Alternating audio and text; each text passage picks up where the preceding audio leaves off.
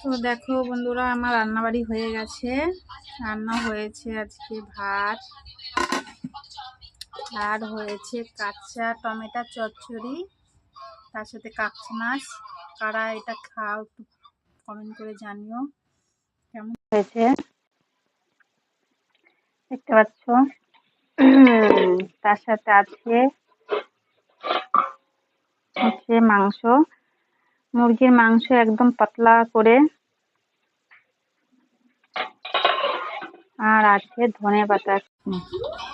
দেখতে পাচ্ছ ধনেপাতা, টমেটো, রসুন সব পোড়ানো আছে। কেমন হয়েছে তোমরা কি খাও?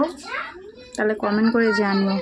আর আমার রান্নাটা কেমন লাগলো কমেন্ট করে জানিও। আর আমি তো এখানে রান্না করেছি, এই যে জল বসিয়েছি।